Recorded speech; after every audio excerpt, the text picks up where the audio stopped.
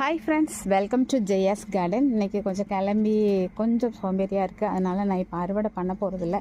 ஆனால் அறுவடைக்கு நிறைய கத்தரிக்காய்கள் சும்மா அவ்வளோ கிடக்குது. ஏற்கனவே நான் நேற்று தான் அறுவடை பண்ணி யாருக்கோ கொண்டு போய் கொடுத்தேன்னு சொன்னேன்ல. ஆமாம், அதுக்கப்புறமா இங்கே பாருங்க எவ்வளவு தெரிஞ்சிருக்கும்னு நினைக்கிறேன். எந்த அளவு நான் காமிக்கிறது உங்களுக்கு தெரியுதுன்னு எனக்கு தெரியல. இருங்க, எத்தனை நிறைய இருக்குது அங்கங்கே மாதிரி வெண்டைக்காய். இதெல்லாம் இன்றைக்கி ஈவினிங் நான் உங்களுக்கு ஒரு லாங் வீடியோ போடுறேன். வெண்டைக்காவை மட்டும் இப்போ நான் அறுவடை பண்ணிடுறேன். ஏன்னா வெண்டைக்காய் இந்த பாருங்க தெரியுதா, வெண்டைக்காய் மட்டும் இப்போ சாப்பிட்றணும். இது நம்ம ஸ்நாக்ஸ் இல்லையா, அதனால் அறுவடையெல்லாம் காமிக்க வேண்டாம். கத்தரிக்காய் அறுவடை இன்றைக்கி இருக்குது. அப்புறம் சீனரிக்காவுமே கொஞ்சம் கிடக்குது. ஸோ ஈவினிங் ஒரு லாங் வீடியோ போடுறேன் உங்களுக்கு. அப்புறம் கோவக்காய் இருக்கீங்களா அடிச்சலமே ஒன்று கிடக்கு, கண்ணுக்கு தெரியுது இங்கேருந்து 2-3 கிடக்கு.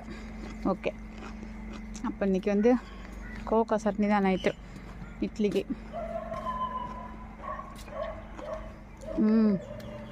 அப்புறம் காராமணி பிஞ்சாக இருக்குது.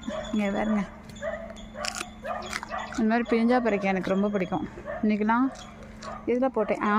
இன்றைக்கி என்னென்னு தெரிலங்க, 3:30க்கு முழிப்பு வந்தது. அதுக்கப்புறம் பார்த்திங்கன்னா தூங்கினேன், அவ்வளோதான். 5 மணிக்கு தான் எழுந்திரிச்சிருக்கேன்.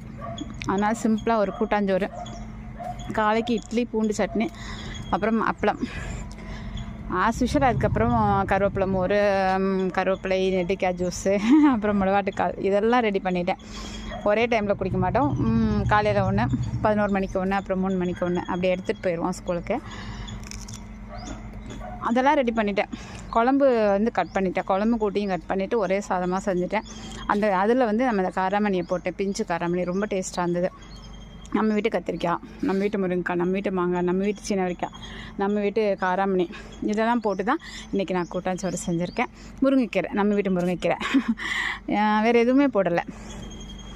ஸோ கூட்டாஞ்சோறுக்கு, அவியலுக்கு, இதுக்கெல்லாம் நம்ம வீட்டிலேயே காய்கறி கிடச்சிருது. நீங்களும் இந்த மாதிரியெல்லாம் அறுவடை எடுக்கணும்னு ஆசைப்பட்டீங்கன்னா கண்டிப்பாக ஃப்ரெண்ட்ஸ் அண்ட் ரிலேட்டிவ்க்கு ஷேர் பண்ணுங்கள்.